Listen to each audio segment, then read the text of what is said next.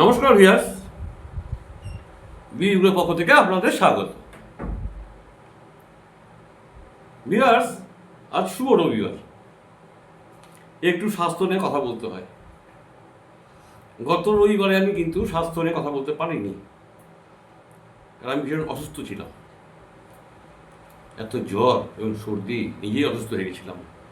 যার জন্য রোববার দিন যারা আমাকে ফলো করেন স্বাস্থ্য নিয়ে, তাদেরকে বলছি আমি কিন্তু গত রোববারে করতে পারিনি। এই টপিকটা গত রোববারই করা কথা ছিল। আজকে টপিকটা কি ভিউয়ার্স? আমরা কি জানি যে একটা বাচ্চা ভূমিষ্ঠ হওয়ার সময় কাঁদবেই, এটা আমাদের একটা স্বচ্ছ ধারণা সবার। মায়ের গর্ভ থেকে যখন সে ভূমিষ্ঠ হচ্ছে তখন সে কেঁদে ওঠে। কেন? বা না কাঁদলে কি হবে? এই গবেষকরা কি বলছেন জানেন? তাহলে একটু সময় দিতে হবে ভিউয়ার্স, একটু করতে হবে আমাকে। গবেষকদের একটা জার্নাল থেকে আমি এটা উদ্ধার করলাম। দেখুন কি সুন্দর ব্যাপার। এগুলো আমাদের মাদেরকে তো খুব জানার দরকার, বা বাবাকেও খুব জানার দরকার আছে যে একটা বাচ্চা যদি না কাঁদে তাহলে কি হতে পারে, আর কাঁদলে কি হতে পারে। একটু ব্যাখ্যা করি। বলছেন ভিউয়ার, সাধারণত আমরা শুনে এসেছি শিশুর জন্মের পর কান্নাটা খুব জরুরি, কিন্তু যদি সে না কাঁদে তাহলে কি হবে? কিভাবে মোকাবেলা করবেন এই অবস্থা? জন্মের পর শিশু যদি না কাঁদে তাহলে সেই অবস্থাকে চিকিৎসা বিজ্ঞানের ভাষায় হাইপোক্সিস ইসেকমিক এনসোফালোপ্যাথি বা HIEE বলে। কি বলে জানেন ভিউয়ার্স? যদি শিশু না কাঁদে তাহলে সেই অবস্থাকে চিকিৎসা বিজ্ঞানের ভাষায় হাইপোক্সিস ইসেকমিক এনসেফালোপ্যাথি বা সংক্ষেপে HIEE বলে। নামটা বেশ বড় বলে আতঙ্কিত হওয়ার কিন্তু কিছু নেই। আমরা একসঙ্গে এর মোকাবেলা করতেই পারি।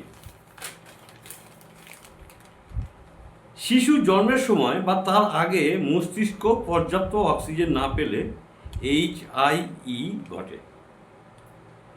দীর্ঘ সময় প্রসব বেদনা কিংবা নাভির কর্ড বা প্ল্যাসেন্টায় অস্বাভাবিকতার কারণে এমনটা হতে পারে। মস্তিষ্ক পর্যন্ত অক্সিজেন না পেলে মস্তিষ্কের কোষগুলোর ক্ষতি হতে পারে, যা আপনার সন্তানের বৃদ্ধি ও বিকাশে প্রভাব ফেলতে পারে। এই সমস্যা মোকাবেলা করার সবথেকে ভালো উপায় HIE সম্পর্কে জানা, যাতে আপনি শিশুর সুরক্ষার স্বার্থে বিকল্প কোনো ব্যবস্থা নিতে পারেন। এই জন্য আপনাকে যা জানতে হবে সেটা হলো, প্রথমত HIE লক্ষণ ও উপসর্গ সম্পর্কে সচেতন হওয়া খুব জরুরি। এর মধ্যে রয়েছে বাচ্চাকে খাওয়াতে সমস্যা, খিঁচুনি এবং জন্মের পরপরই চেতনায় পরিবর্তন। এর মধ্যে কোনো একটি লক্ষণ দেখলে অবিলম্বে ডাক্তারের সঙ্গে যোগাযোগ করুন। এছাড়া আপনি HIEর পূর্বাভাস পেতে পারেন যদি গাইনোকোলজিস্ট বাচ্চার কিছু সমস্যার কথা জানান। যেমন USG রিপোর্টে বাচ্চার প্ল্যাসেন্টা থেকে রক্ত প্রবাহে অস্বাভাবিকতার উল্লেখ, CTG গ্রাফে দুর্বল টেন্স এবং গত কয়েকদিনে ভ্রূণের কম নড়াচড়া। এগুলো যদি গাইনোকোলজিস্ট আপনাকে জানান তাহলে কিন্তু এই জিনিসটা জানতে পারবেন। আপনার সন্তানের HIE হলে কীভাবে তাকে সাহায্য করতে পারেন। যত দ্রুত সম্ভব শনাক্তকরণ এবং সেই অনুযায়ী চিকিৎসা করানো HIE মোকাবেলার সেরা উপায়। এক্ষেত্রে চিকিৎসক বিশেষ থেরাপি ব্যবহার করতে পারেন, যা থেরাপিউটিক হাইপোথার্মিয়া নামে পরিচিত। একে সুপার হিরো ট্রিটমেন্ট বলা হয়, যা আপনার বাচ্চার মস্তিষ্ককে রক্ষা করতে, শরীরকে ঠান্ডা রাখে এবং তাদের আরও ভালো হয়ে উঠতে সাহায্য করে। এখন প্রশ্ন করতে পারেন যে থেরাপিউটিক হাইপোথার্মিয়া কি এবং এটা কোনো সেন্টারে করানো যায় কি? এটি একটি নিয়ন্ত্রিত প্রক্রিয়া যা অতি সাবধানে করতে হয়। এই জন্য একজন নিউনাটোলজিস্ট প্রয়োজন, যিনি পুরো বিষয়টি মনিটর করার পাশাপাশি আপনার বাচ্চার দেহের তাপমাত্রা সামঞ্জস্য করবেন এবং তার শরীরকে ঠান্ডা করতে অন্যান্য গুরুত্বপূর্ণ সিস্টেম পরিচালনা করবেন। আর এই সম্পূর্ণ প্রক্রিয়াটা শুধুমাত্র দেশের সেরা নিকুতেই হতে পারে, NICEUতেও হতে পারে। প্রত্যেক বাচ্চার জীবন সফর যেমন আলাদা, তেমনি প্রত্যেকের ক্ষেত্রে HIEর জটিলতা এক এক রকম হতে পারে। তাই নিউনাটোলজিস্টের সঙ্গে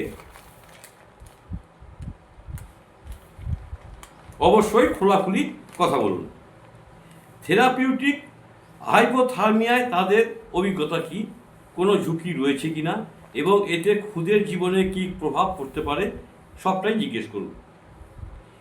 রিহ্যাবিলিটেশন প্রোগ্রাম যেমন ফিজিক্যাল থেরাপি বাচ্চাকে সুস্থ করতে অনেকখানি সাহায্য করতে পারে। সর্বোপরি আপনার ভালোবাসা ও যত্নকে কখনো ছোট করে দেখবেন না। সন্তানকে সুস্থ করে তুলতে চিকিৎসার পাশাপাশি আপনার সমর্থনেরও প্রয়োজন। সুতরাং HIEর সম্মুখীন হন, এটি সম্পর্কে জানুন এবং শক্তিশালী সাপোর্ট সিস্টেম তৈরি করুন। এই হচ্ছে গবেষণা বেরিয়েছে, গবেষকরা প্রকাশ করেছে। বাচ্চা না কাঁদলে কী হয় তার একটা মোটামুটি একটা স্বচ্ছ ধারণা ওনারা আমাদের দিয়েছেন, আমি আপনাদের সঙ্গে শেয়ার করলাম। আর ভিডিওটি দরকার হলে একবার, দুবার, তিনবার পড়ুন, শুনুন, তাহলে বুঝতে পারবেন যে এই হচ্ছে অবস্থা, এই হচ্ছে ঘটনা। ভিউয়ার্স, আপনাদের সবার বাচ্চা ভালো থাকুক, সুস্থ থাকুক, আমি সবসময় প্রার্থনা করব। এবং আপনারা সবাই ভালো থাকুন, সুস্থ থাকুন, আমার শুভেচ্ছা রইল। আগামী রোববার আবার এই স্বাস্থ্য বিষয়তে কথা হবে। আজকের মতো গুড বাই।